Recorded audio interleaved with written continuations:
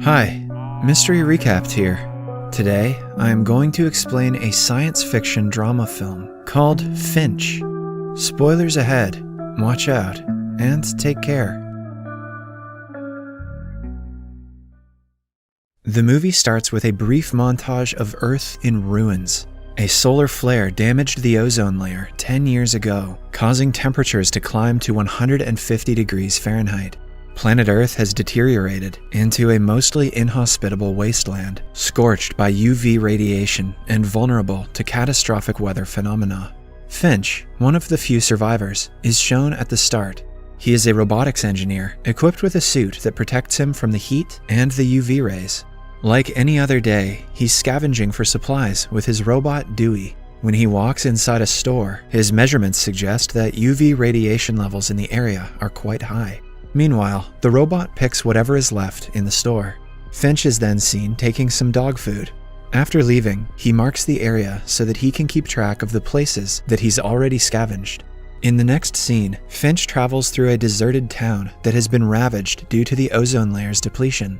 The UV rays make it impossible for people to go outside. Hence, the majority of the city has been evacuated. Suddenly, Finch's suit emits a warning that a storm is approaching. He spins the truck around and slams on the accelerator while the giant storm chases him. Luckily, he manages to reach his underground laboratory, which was formerly owned by the firm for which he worked before the catastrophe hit.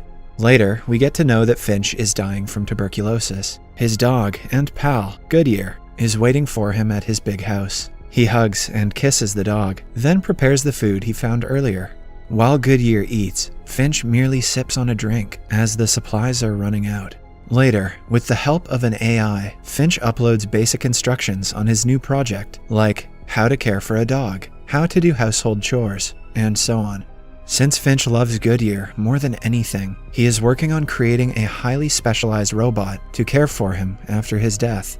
This is sad, but it's also the first movie ever made where it's not the dog who's going to die. Finch has been conducting a lot of studies on UV rays and radiation exposure.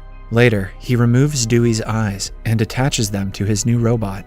After turning the robot on, he starts transmitting data to it.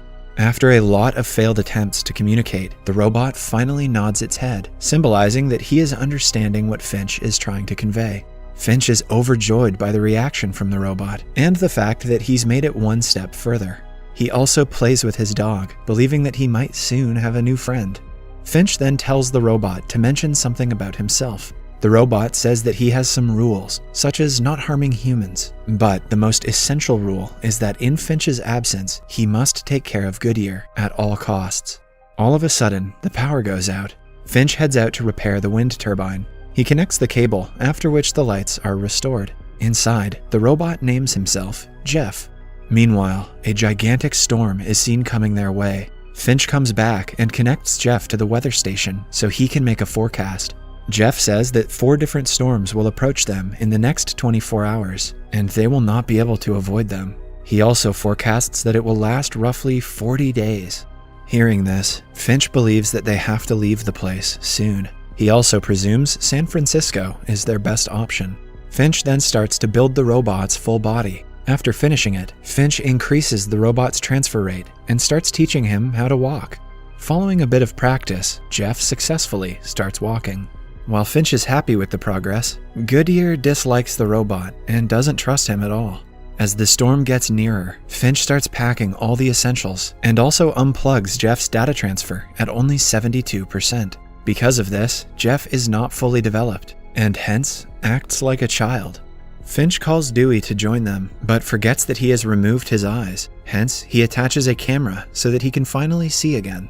The 4 then climb into an RV and start making their way towards San Francisco.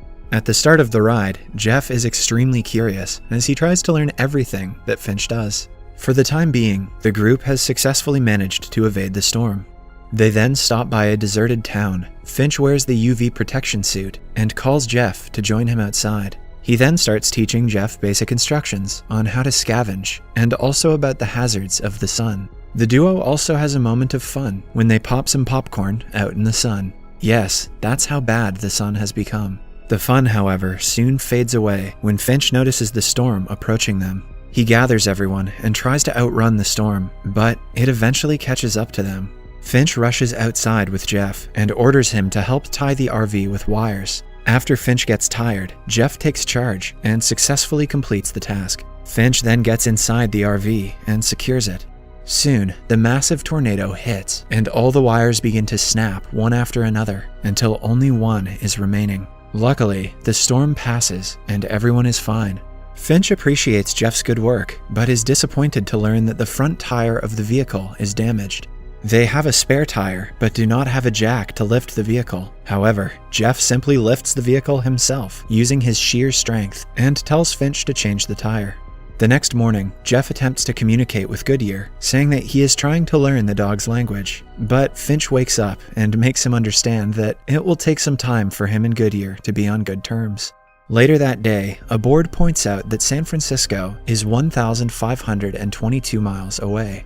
Finch is stumped when Jeff asks him to explain the notion of trust, so he just shares his own life story. He mentions how he alone solved a software problem during a project, but gave credit to the whole team. In this way, he was able to win their trust. As he tells the story, Finch's health continues to deteriorate. They then stop at a restaurant where Finch vomits blood. Realizing that he doesn't have much time left, Finch takes Goodyear inside the restaurant and starts playing with him. Meanwhile, Jeff is toying with the RV. He puts on songs while he tries to drive. Because of his clumsiness, he lets go of the handbrake, and the RV hits a car. When Finch confronts Jeff, he acts all innocent. He then reverses the RV, only to crash it again. A furious Finch demonstrates what happens to his skin when he steps into the sunlight. He then screams at Jeff, telling him that his only job is to take care of Goodyear. After they leave the restaurant, Finch decides to teach Jeff how to drive. At first, Jeff is clumsy as usual, but he soon gets the hang of it and starts driving smoothly. Finch is pleased by this, but the doggo remains skeptical. At night, they stop by the road to camp. There, the beautiful northern lights can be seen, as the ozone layer is no longer present. Jeff suggests that they could drive at night, mentioning that daylight is hazardous. However, Finch teaches him that hungry people approach at night, and it's dangerous.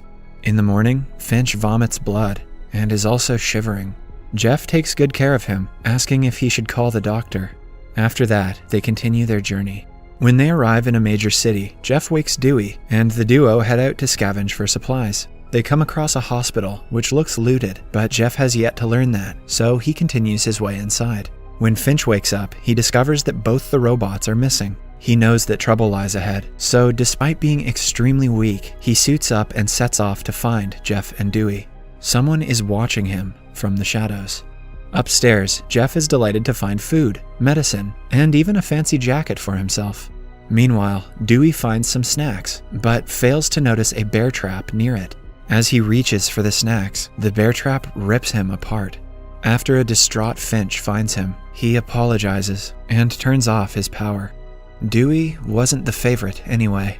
Soon, Finch hears a rumbling sound and finds Jeff as well. Finch stresses that they cannot stay in the place any longer, as it is not safe for them. Both of them then make a run for it, but Finch is barely managing to stay on his feet. When they reach their RV, they immediately speed away, but a vehicle starts following them.